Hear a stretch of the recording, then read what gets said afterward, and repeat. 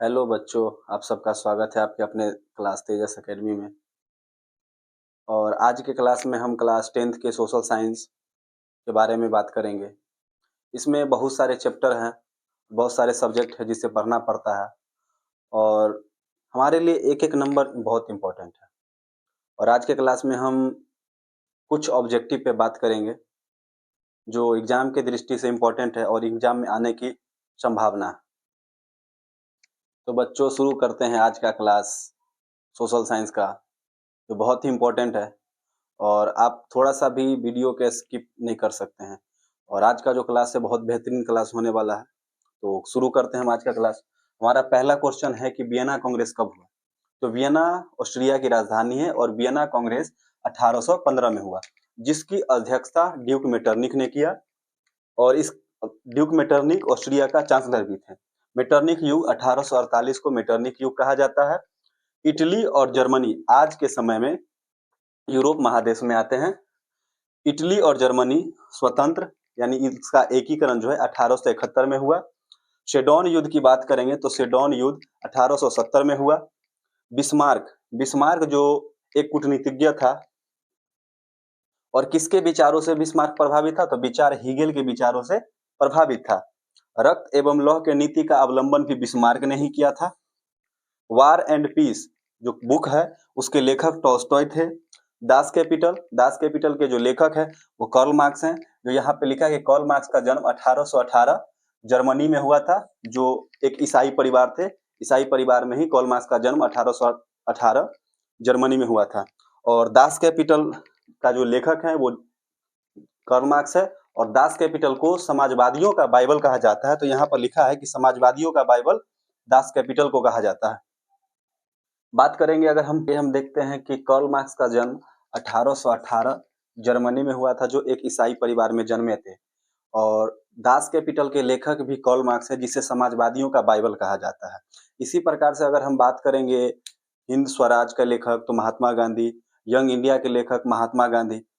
उसके आगे हम देखते हैं खूनी रविवार 1905 को हुआ था, जिसपे जार की सेना ने वहाँ के मजदूर लोग जब से उसके महल पे हंगामा कर रहे थे तो वहाँ के जार की सेना जो है सो निहत्थे लोगों पर गोलियों से भून दिया गया। और वह दिन रविवार का था, इसी कारण से खूनी रविवार के नाम से उसे जाना जाता है। और रूस में जार का अर्थ रूस का सम्राट होता है। पंचायती राज की शुरुआत करें भारत में तो 1959 में भारत में पंचायती राज की शुरुआत हुई थी, जो राजस्थान से। यह भी क्वेश्चन बार बार पूछा गया कि पंचायती राज की शुरुआत प्रथम बार भारत में कहाँ से हुआ था? तो भारत में प्रथम बार पंचायती राज का शुरुआत राजस्थान से हुआ था। उसके बाद है कि सूचना का अधिकार का, तो पंचायती राज का शुरुआत भारत में प्रथम बार राजस्थान से शुरू हुआ। और उसके बाद अगर हम बात करें कि दल बदल कानून किन के लिए लागू होता है और किन पर लागू होता है, तो ये सांसदों और विधायकों पर दल बदल कानून लागू होता है। आप चाहे तो इसे एक इसका स्क्रीनशॉट ले सकते हैं और फिर हम आगे के क्लास में इसका देखते हैं। कि प्रश्न है कि भारत में राष्ट्रीय स्तर पर पंचायती राज की शुरुआत कब से हुई? तो अभी हमने बताया था कि पंचायती राज की शुरुआत भारत में राष्ट्रीय स्तर पर 1959 में हुई थी। कहाँ से इसकी शुरुआत हुई थी? तो राजस्थान से। इसकी शुरुआत राजस्थान में। कहा जाता है कि भारत के कईवां संशोधन में इसको शामिल किया गया था पंचायती राज को। तो 73वां संशोधन में किस अनुसूची में शामिल किया गया है पंचायती राज व्यवस्था को? तो 40वां अनुसूची में इसको शामिल किया गया है। उसके साथ साथ कौन समिति पंचायती राज व्यवस्था के लिए बिल सबसे पहले पेश किया था? तो यह बलवंत राय मेहता समिति इसके लिए बिल पेश किया था। उसका बिहार में पंचायती राज में महिलाओं को कितना प्रतिशत आरक्षण है? तो 50% महिलाओं को आरक्षण है। ग्राम पंचायत का जो प्रधान होता है वो कौन होता है? तो मुखिया ग्राम पंचायत का प्रधान होता है। अगर हम ग्राम कचहरी के प्रधान की बात करेंगे तो सरपंच ग्राम कचहरी की प्रधान होते हैं। उसके बाद ग्राम पंचायत कितना स्तरीय होता है? तो ग्राम पंचायत 3 स्तरीय होता है, जिसको त्रिस्तरीय बोलते हैं। सबसे पहले उसमें आता है ग्राम पंचायत, फिर आता है पंचायत समिति और उसके बाद आता है जिला परिषद।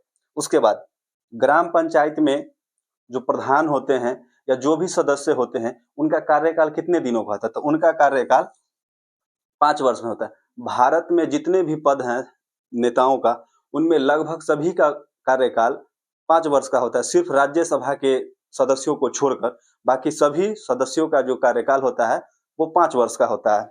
राज्यसभा के सदस्यों की कार्यकाल 6 वर्ष के होते हैं।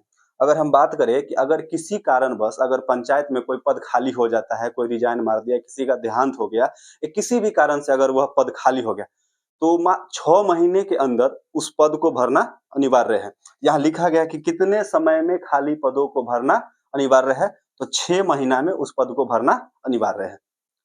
आई होप कि आपको समझ में आ गया। आप इसका एक स्क्रीनशॉट ले लीजिए, उसके बाद हम आगे की बात करते हैं कि 1991 में अस्तित्व में कौन आया। तो 1991 में दुनिया में नई आर्थिक नीति अस्तित्व में आया था। डब्ल्यूटीओ की स्थापना की बात करेंगे तो डब्ल्यूटीओ की स्थापना 1995 में हुई थी, जिसका मुख्यालय जेनेवा शहर में है। बार बार डब्ल्यूटीओ का नाम फुल फॉर्म को पूछा जाता है और सेम ऑप्शन देकर बच्चों को कंफ्यूज किया जाता है, इसीलिए आप स्पेलिंग के साथ इसको ध्यान में रखेंगे कि डब्ल्यूटीओ का पूरा नाम वर्ल्ड ट्रेड ऑर्गेनाइजेशन होता है। अगर इसकी हिंदी की बात करेंगे तो विश्व व्यापार संगठन इसका हिंदी में नाम होता है। आगे की बात करें कि वैश्वीकरण के कितने अंग होते हैं, तो वैश्वीकरण के टोटल 5 अंग होते हैं। उसके बाद लेनिन की नई आर्थिक नीति कब आई थी, तो लेनिन की नई आर्थिक नीति 1921 में आई थी। इसका संबंध किससे है, लेनिन की नई आर्थिक नीति का, तो बोल्शेविक क्रांति से। बोल्शेविक क्रांति का ही दूसरा नाम अक्टूबर की क्रांति है। जो अक्टूबर की क्रांति कब हुई थी, तो नवंबर 1917 में अक्टूबर की क्रांति हुई थी। अगर इसके नेतृत्व अक्टूबर क्रांति या बोल्शेविक क्रांति का नेतृत्व की बात करेंगे तो व्लादिमीर लेनिन जो है, इसका पूरा नाम छोड़िए, इसका शॉर्टकट में नाम याद रखिए कि लेनिन ही इसका नेतृत्व किया। उसके बाद है कि लेनिन की मृत्यु कब हुई, तो लेनिन की मृत्यु जो है 1924 में हुई। आप इसका भी एक स्क्रीनशॉट ले लीजिए, फिर हम अब आगे देखते हैं। और मुझे आशा है कि आज का क्लास आपको पढ़कर बहुत मजा आया होगा, और इसी तरह का क्लास को देखने के लिए हमारे चैनल को सब्सक्राइब करें, वीडियो को शेयर करें और लाइक करें। मिलते हैं हम अब अगले क्लास में। इसी तरह का क्लास हम साइंस का, सोशल साइंस का, हर एक विषय पर हम बारी बारी से चर्चा करेंगे।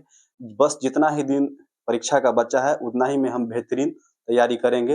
एक एक नंबर हमारे लिए बहुत ज़्यादा इम्पोर्टेंट है और हम एक एक चीज़ पर विशेष रूप से फोकस करेंगे, और जो